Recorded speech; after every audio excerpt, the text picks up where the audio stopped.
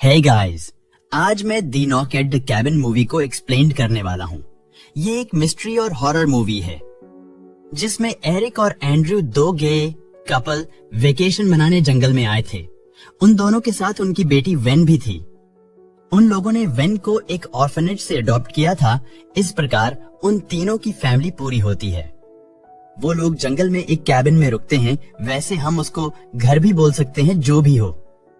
एक दिन वेन घर के बाहर खेल रही होती है, जिसके कुछ देर बाद वहां एक अनजान आदमी वहां आता है और वेन से बातें करने लगता है। लेकिन वेन कहती है कि वो अनजान लोगों से बात नहीं करती। लेकिन फिर वो आदमी कहता है कि बेटा, मेरा नाम लेनर्ड है और मैं तुमसे दोस्ती करने आया हूँ। जिसके बाद वो वेन से उसके पापा के बारे में पूछता है। फिर वेन बताती है कि बाकी बच्चों के पास तो एक डैड है, लेकिन उसके दो डैड है। जिसके बाद लेनर्ड कहता है कि बेटा, मुझे तुम्हारे डैड से मिलना है, क्योंकि उसे उनसे बहुत जरूरी काम है। शायद ये दुनिया का सबसे बड़ा काम है। वेन उसकी बातों को समझ नहीं पाती कि ये आदमी क्या बोल रहा है। तभी वहाँ लेनर्ड के तीन और लोग आते हैं। उनके हाथों में खतरनाक हथियार होते हैं, जिसको देखकर वेन डर जाती है और भागकर अपने घर के अंदर चली जाती है। लेकिन उसके डैड घर के पीछे चिल कर रहे होते हैं। फिर वेन वहां आती है और उनको कहती है कि पापा घर के अंदर चलो। अभी वहां कुछ गंदे लोग हैं जिनके हाथों में जानलेवा हथियार है और वो हमारे घर की ओर ही आ रहे हैं। फिर वो लोग अंदर चले जाते हैं। जिसके बाद वो जिनके पास हथियार थे वो लोग दरवाजा खटखटाने लगते हैं और कहते हैं कि दरवाजा खोलो, उन्हें उनसे जरूरी काम है। लेकिन एंड्रयू कहता है यहाँ से चले जाओ। लेकिन वो लोग फिर भी दरवाजा खोलने को कहते हैं। जिसके बाद एंड्रयू पुलिस को फोन करता है, लेकिन वहां नेटवर्क नहीं था और पुलिस वहां जल्दी से आ भी नहीं सकती थी, बिकॉज पता नहीं वो सुनसान घर जंगल में कहाँ था। जिसके बाद एरिक और एंड्रयू सारे घर को लॉक कर देते हैं ताकि वो लोग अंदर ना सके। फिर वो लोग दरवाजा तोड़ने लगते हैं, जिसपे एंड्रयू कहता है कि पीछे के दरवाजे से हम लोग भाग जाएंगे और गाड़ी में उसकी पिस्टल भी पड़ी है। लेकिन दूसरी ओर वो लोग दरवाजा और खिड़कियां तोड़कर अंदर घुस जाते हैं। जिसके बाद उनकी एंड्रयू और एरिक से हाथापाई भी होती है, जिस कारण एरिक के सिर पर काफी चोट भी लग जाती है। जिसके बाद सैब्रीना नाम की लड़की एरिक के सिर पर पट्टी करती है। जिसके बाद हमें पता चलता है कि वो लोग एंड्रयू और एरिक को मारने नहीं आए थे, बल्कि कोई और वजह थी। बाद में वो चारों लोग एंड्रयू और एरिक को बांध देते हैं। जिसके बाद लेनर्ड बताता है कि डरो मत, हम तुम्हें यहाँ नुकसान पहुंचाने नहीं आए हैं। हम में से कोई भी इससे पहले एक दूसरे को कभी नहीं मिला, पर पिछले कुछ दिनों से हम चारों को एक ही विजन आ रहे हैं, जिसमें हम दुनिया को खत्म होते हुए देख रहे हैं। लियोनार्ड बताता है कि सबसे पहले महासागर से सुनामी आएगी और महामारी फैल जाएगी। आकाश कांच बनकर गिर जाएगा और पृथ्वी अंधेरे में गिर जाएगी। इस दुनिया को बचाने का एक तरीका है, जिसमें एंड्रयू और एरिक में से किसी को बलिदान देना होगा, जाने कि खुद को खत्म करना होगा। अगर वो ऐसा नहीं करते हैं तो पूरी दुनिया जल्द ही खत्म हो जाएगी और सिर्फ तुम तीनों ही जिंदा रह जाओगे। लेकिन एंड्रयू कहता है, तुम लोग पागल हो जाकर डॉक्टर से अपना इलाज करवाओ। लेकिन फिर वो चारों अपने बारे में बताते हैं। सैब्रीना आगे आती है और बताती है कि वह एक नर्स है और वह अपनी बच्ची को छोड़कर इन लोगों के पास आई है। फिर एड्रियन, जो कि एक शेफ थी, लेनर्ड स्कूल टीचर है और पार्ट टाइम के लिए बार में जॉब करता है। आखिरी में रेडमंड, जो कि गैस कंपनी में काम करता है।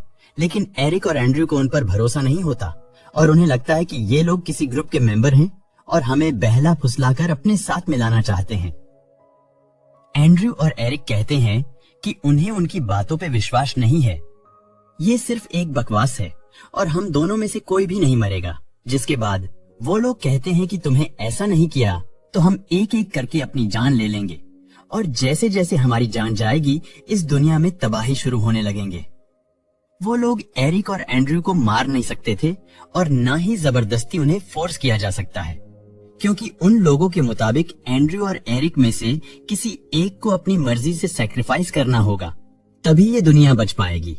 लेकिन एंड्रयू और एरिक फिर से मना कर देते हैं। जिसके बाद रेडमंड आगे आता है और अपने फेस पे एक मास्क पहन लेता है। जिसके बाद रेडमंड को मारकर उसकी बलि दे दी जाती है। फिर लेनर्ड और एड्रियन उसकी डेड बॉडी को घर के बाहर फेंक आते हैं। जिसके बाद एरिक बताता है कि उसे खिड़की के पीछे लाइट में किसी की शैडो देखी थी। लेकिन एंड्रयू कहता है कि तुम क्या बोल रहे हो, वो तुम्हारा वहम होगा, इनकी बातों में मत आयो, ये सिर्फ हमें डराना चाहते हैं। फिर लियोनार्ड टीवी ऑन करता है जहां पर न्यूज में दिखाया जा रहा था कि दुनिया में सुनामी आ चुकी है और बहुत से लोग मर गए। जिसके बाद लियोनार्ड कहता है कि देखो, रेडमंड की बलि के बाद दुनिया में तबाही शुरू हो चुकी है, पर अभी भी एरिक और एंड्रयू को इन सब पर भरोसा नहीं होता। वो सोचते हैं कि यह सब पॉसिबल नहीं है। जिसके बाद एंड्रयू कहता है कि ये लाइव न्यूज नहीं है, हो सकता है सुनामी तुम्हारे आने से पहले ही आ गई थी और तुम हमें ये न्यूज दिखाकर डराना चाहते हो। फिर पर लियोनार्ड उन दोनों को जल्द से जल्द फैसला लेने को कहता है। जिसके बाद सबरीना एरिक के सर की पट्टी बदल रही थी। तभी वो उसे बताती है कि यह सारी बातें सच है और उसे भी लगातार विजन आते हैं जिसमें दुनिया खत्म हो रही है। फिर वो कहती है, मेरा विश्वास करो और जल्द फैसला करो ताकि दुनिया को बचाया जा सके। लेकिन एरिक को उसकी बातों पर पूरी तरह से भरोसा नहीं था, पर उसे थोड़ा थोड़ा लगने लगा था कि ये सच बोल रहे हैं। जिसके बाद एंड्रयू किसी तरह से वेन को वहां से भगा देता है, लेकिन लियोनार्ड उसे ढूंढकर वापस घर ले आता है और कहता है कि घर से बाहर जाने की इजाजत किसी को नहीं है। जिसके बाद एंड्रयू कहता है कि उसने रेडमंड को पहचान लिया था। उसका असली नाम ओ बैनन था। ये वही बंदा था जिसके साथ कुछ टाइम पहले एक बार में हमारी लड़ाई हुई थी, इसलिए वो अपने लोगों को लेकर हमसे बदला लेने आया था। फिर लियोनार्ड कहता है, फर्क नहीं पड़ता है कि उसका असली नाम क्या था, लेकिन अब वो हमारे साथ था और उसे भी वही विजन आते थे जो हम तीनों को आते हैं, इसलिए वो हमारे साथ था। जिसके बाद लियोनार्ड उनको एक फोटो दिखाता है और कहता है कि मैं एक कोच हूँ और बच्चों को बास्केटबॉल खेलना सिखाता हूँ। मैं भी एक आम इंसान हूँ। अगर तुम भी उन बच्चों की खुशी देख पाते तो उन्हें बचाने के लिए यही करते। हम तीनों कुछ नहीं कर सकते, पर तुम इस दुनिया को बचा सकते हो। अगले दिन एड्रियन वैन को खाना खिलाती है और कहती है, जब सब कुछ ठीक हो जाएगा तो तुम मेरे रेस्टोरेंट में आना, वहां मैं तुमको इससे भी अच्छा खाना खिलाऊंगी। जिसके बाद हम देखते हैं कि एंड्रयू का के हाथ की रस्सी खुलने ही वाली थी, तभी वेन एरिक को भी चुराकर नाइफ दे देती है। एरिक भी रस्सी काटने लगता है क्योंकि एंड्रयू और एरिक वहां से भागने की स्कीम बनाते हैं। दूसरी और वो लोग फिर से एरिक और एंड्रयू से पूछते हैं कि क्या तुम में से कोई सैक्रिफाइस के लिए तैयार है, लेकिन वो दोनों कहते हैं नहीं। जिसके बाद एड्रियन आती है और बोलती है कि अब उसकी बारी है, सो प्लीज हमारा विश्वास करो। उसका एक बेटा है और वो नहीं चाहती कि उसे कुछ भी हो। लेकिन वो दोनों एड्रियान की बात नहीं मानते और एंड्रयू कहता है कि एड्रियान, तुम यहाँ से जा सकती हो, तुम्हें कुछ नहीं होगा, ये सिर्फ पागलपन है और कुछ नहीं। लेकिन लियोनार्ड एड्रियाना की भी बलि दे देता है। जिसके बाद वो टीवी ऑन करते हैं।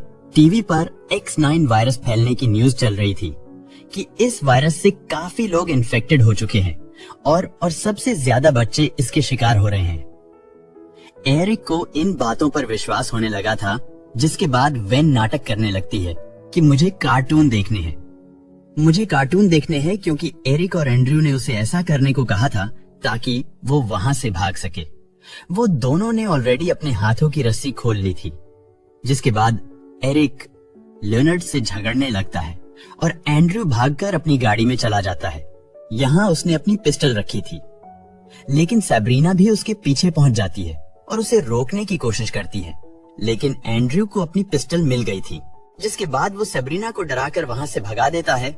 फिर एंड्रयू अंदर आता है और लियोनार्ड पे गन पॉइंट करता है। जिसके बाद वो एरिक को कहता है कि लियोनार्ड पे नजर रखना, वो अभी आता है।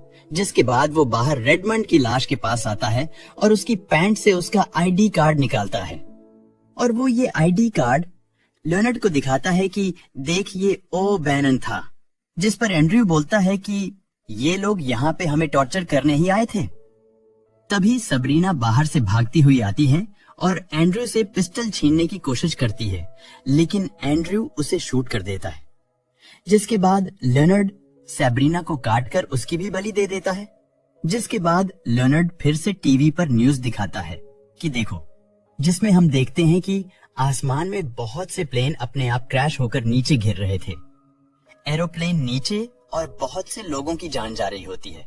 जिसके बाद लियोनार्ड उस न्यूज एंकर की कॉपी करने लगता है, क्योंकि उसे पता था कि वो न्यूज एंकर क्या बोलने वाली है, क्योंकि उन लोगों ने अपने विजन में ये सब पहले ही देख लिया था। इस चीज को देखकर एरिक भी एकदम शांत हो गया था, मानो उसे विश्वास हो गया था कि ये सच बोल रहे थे। फिर लियोनार्ड एरिक से कहता है कि भगवान ने तुम्हें चुना है। तुमने लोगों की परवाह किए बिना एंड्रयू के साथ रहने का फैसला किया। तुम्हारा प्यार एकदम सच्चा और शुद्ध है, इसीलिए तुम इस दुनिया को बचा सकते हो। लेकिन एंड्रयू लियोनार्ड से कहता है, अपनी बकवास बंद करो। जिसके बाद एंड्रयू लियोनार्ड को बाथरूम में बंद कर देता है। तभी बाथरूम से शीशा टूटने की आवाज आती है और उन लोगों को लगता है कि लियोनार्ड बाथरूम से भाग गया है। फिर एरिक कहता है कि अगर वो बाहर हुआ तो वो हम पर हमला कर सकता है। जिसके बाद वो दरवाजा खोलकर देखते हैं।